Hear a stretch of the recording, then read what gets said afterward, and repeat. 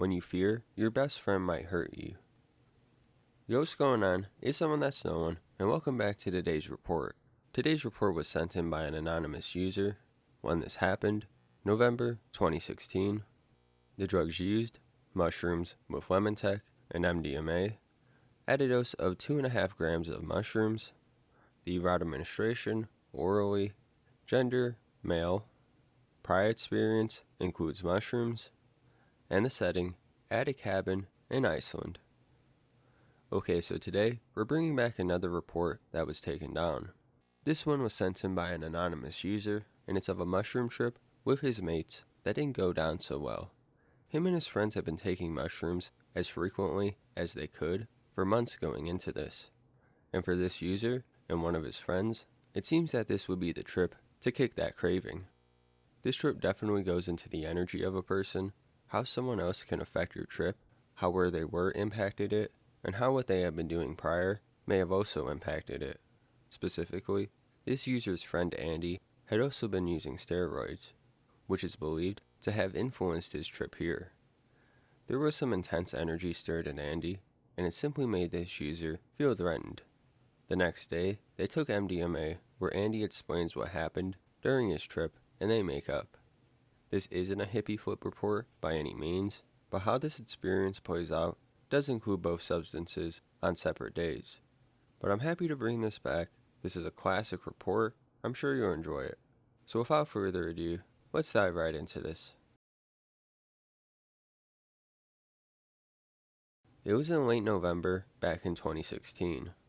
Me and my friends had been using mushrooms every chance we got to for many months, completely abusing them.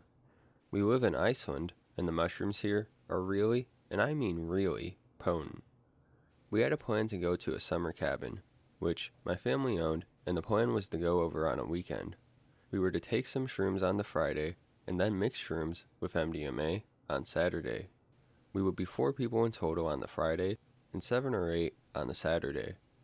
I will be telling the story of what happened on the Friday evening with me and 3 of my friends. Let's just call them Andy, Jack, and Phil.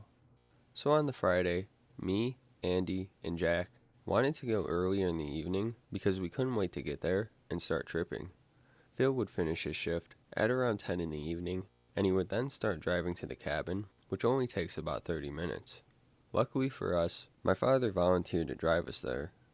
When we arrived, we made the preparations to create a lemon tech mixture with 2.5 grams of mushrooms each.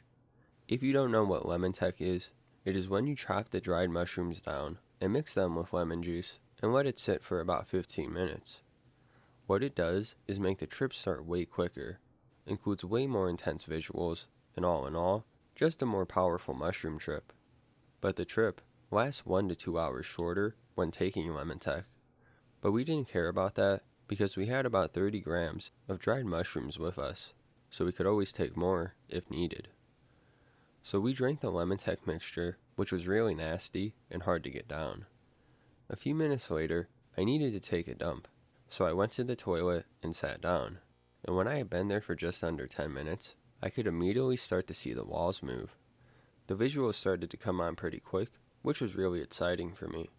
After I went to the bathroom, I suggested walking down to the lake nearby, which is about a 5 to 10 minute walk. So we went there.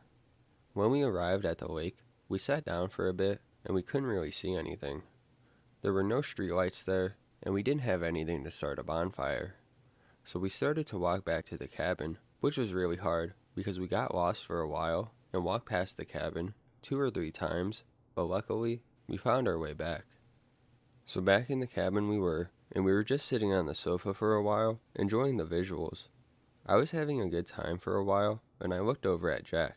He was completely out, and now when I think about it, he was probably in a state of ego death, as he just laid there, with his eyes closed, for probably 30 minutes to an hour. Then I looked over at Andy. I noticed he was crying, and his eyes were just flooding. I thought that was really weird, and I asked him if he was okay, or if there was something wrong. And he answered me, and just told me, "It's nothing, don't worry about it." And then I looked away, and started to stare at this painting on the wall, trying to enjoy the visuals, and also thinking what might be bothering Andy. But then I looked over to him again, and he was completely staring at me with this really scary and intense mad stare, like I did something to him. I asked him what, and he just shook his head and looked away. Now that started to freak me out. I looked away for a few seconds, then back at him, and he was again staring at me with that same scary and intense stare. And as soon as I looked at him, he looked away. Then I thought to myself, maybe this music isn't the right music we should be listening to right now. Maybe it's getting him amped up and feeling angry. We were listening to some hard psytrance music and some hardstyle in between, which really wasn't the right pick of music for this night. So I thought I might change the music. I walked to the computer, sat in the chair, and changed it to the Dark Side of the Moon album by Pink Floyd. After I switched the music, I looked back at Andy, and he again had that psycho stare, but more angry this time, and I asked him, "Are you good, man?" He answered still with that psycho stare, "Never been better, buddy." And then I looked at the computer screen and started to think about the situation that I was in. I started to remember that Andy recently started to take steroids and has gotten quite muscular, plus he does have a small history of mental issues. On top of that, my father drove us here and we had no car in case something would happen, like him attacking me or something. Jack was still completely out of it and didn't know anything weird was going on. And there were still a few hours until Phil would arrive, so I was just desperately waiting for him. I was really tripping out and thinking about a lot of things. My heartbeat started to raise intensely, whilst I was just imagining that he could attack me at any moment. I thought to myself, Andy would never hurt me. We have literally been best friends since 4th grade. But still, he is acting like he's furious at me and wants to kill me. Now I looked away from the computer and at Andy, and when I did, again, he was staring at me and looked quickly away.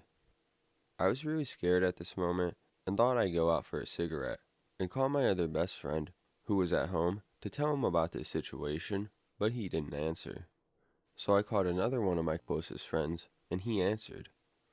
I quickly told him about the situation, and he didn't believe me right away, but when he did, he told me to try and play some jolly music, which I already did, as me and Andy really love Pink Floyd, especially on shrooms. Then he told me to try and do something fun, which, at the time, seemed entirely impossible. Then I heard Andy was about to come out, so I quickly hung up. I wanted to go inside because I didn't want to be alone outside with Andy, so I went and walked inside, but I met Andy in the doorway. He asked me who I was talking to on the phone, and I answered and told him I was chatting with our friend back home. He then did something that really scared me. He taunted me by fake punching me, and acted like he was going to punch, but stopped his fist close to my face. Then I asked him, "What the hell, dude?" And he went, What? What? Really loud, and got all in my face and stared at me like that for a couple of seconds. Then he continued walking out to have a cigarette. I went in really stressed out and sat on the sofa, thinking how it would be like when he would come back in. He came back in a few minutes later and stood there for a while and stared into the air.